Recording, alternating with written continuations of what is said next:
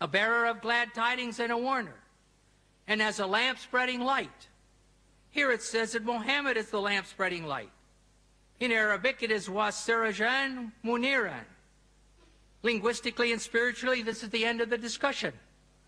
Linguistically, siraj and the adjective munir are used together for the same shining thing, the person Mohammed. It's clear munir does not mean reflected light in this verse or in any other verse. It means shining. The people of Muhammad's time understood that the moon was shining, and they were right. Just as the people of Moses' time understood that the sun was the greater light and the moon the lesser light, and they were right. But if you insist that the Arabic words nur and munir mean reflected light, then based on the use of these words in the Quran, Muhammad is like the sun and Allah is like the moon. Does Dr. Naik really want to say that Muhammad is the source of light and Allah is only his reflection? Why are these so-called scientific claims made which no Muslim can support if he makes a serious study of his own Quran? In a dialogue like tonight, it makes honest discussion very difficult, almost impossible. Let us go on and look at the water cycle. Some Muslim authors claim that the Quran shows pre-scientific knowledge of water cycle. What is the water cycle? Here in this slide, you see 4 steps. The first step is evaporation. The water evaporates from the seas and the earth. Second step, it becomes clouds. Third step, it gives rain. And fourth, this rain causes the plants to grow. This is all very straightforward, and everybody knows 2, 3, and 4. Even if they live in a town, they know the clouds come and rain comes and their flowers grow. But what about step 1, the evaporation? You can't see it. It's difficult. And the Quran does not have step 1.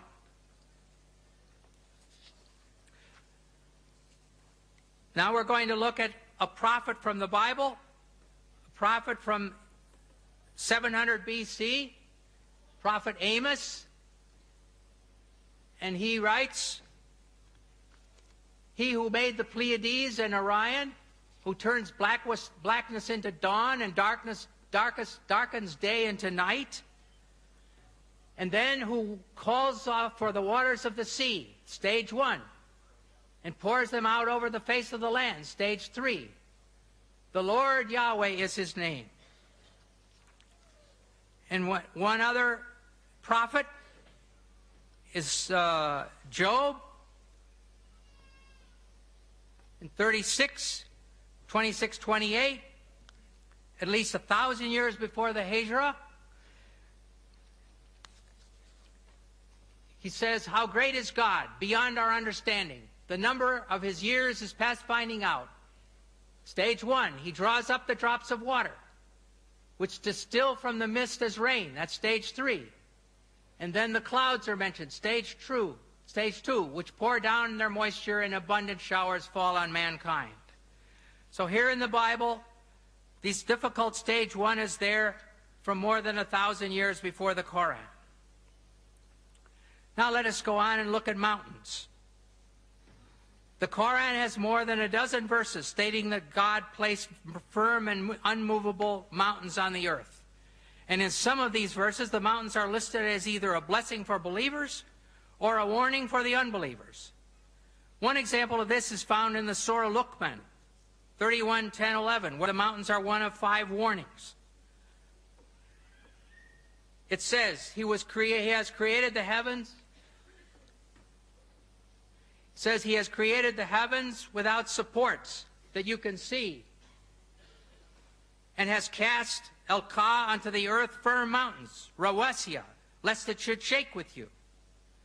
In the prophets, the Al-Anbiya, 21:31, as one of 7 warnings, we read, "And we have set on the earth firm mountains, lest it should shake with them."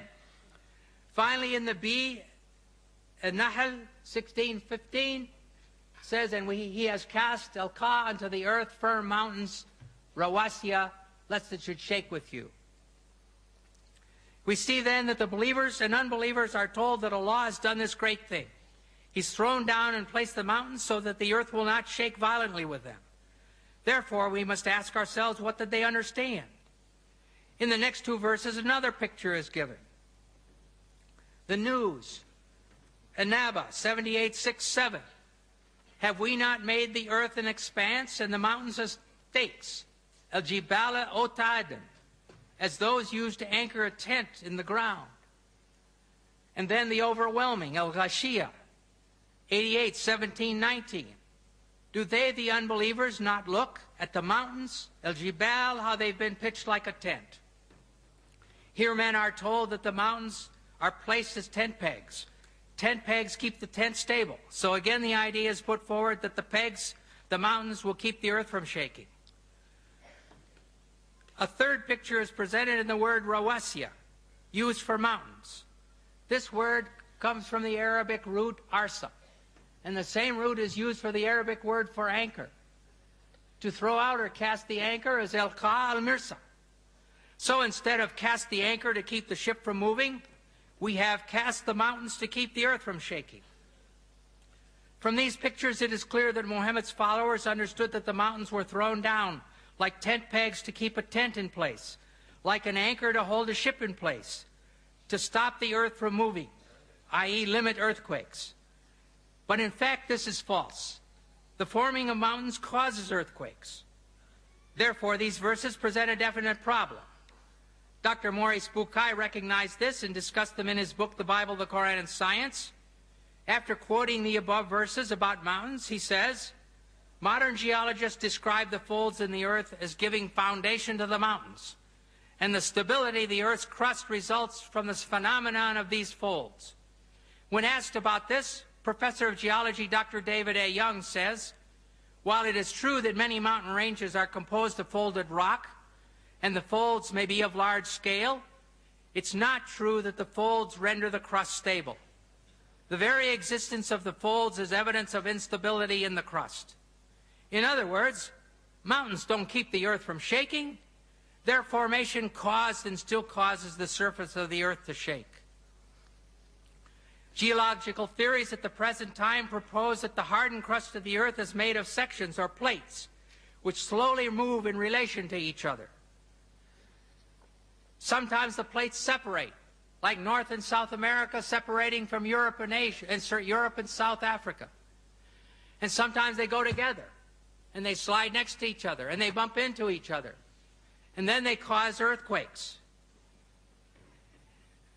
An example this time of mountain formation is found in the Middle East, where the migration of Arabia toward Iran has resulted in the Zagros range in Iran. In many parts of the world, as one travels along the roads, one sees a hillside where the sandstone layers, which were horizontal when they were deposited, are now sticking up at angles. And so here you can see these sandstone layers, which were horizontal in the beginning, now they're sticking up at 75 degrees, where they were pushed up there by an earthquake, by the mountains being formed.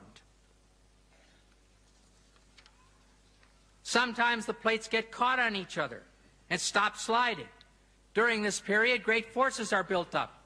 When the forces of friction are overcome, the piece of plate that was stuck lurches forward, causing the shock wave of a thrust quake. And all of a sudden it goes thunk like this.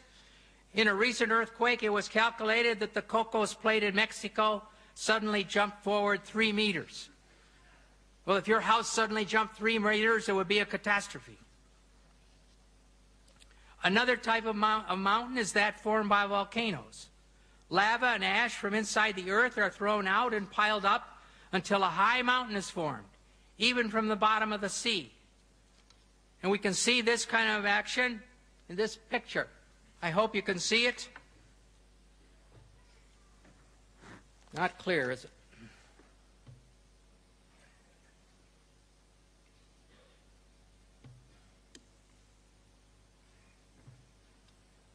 The ocean crust is right here, and the continental crust is there, and the oceanic crust is going down under the continental crust, and mountains have been formed here. Here's a volcano, and here is the magma, or the molten rock, going up through the volcano. And here's another volcano with magma going up. And so this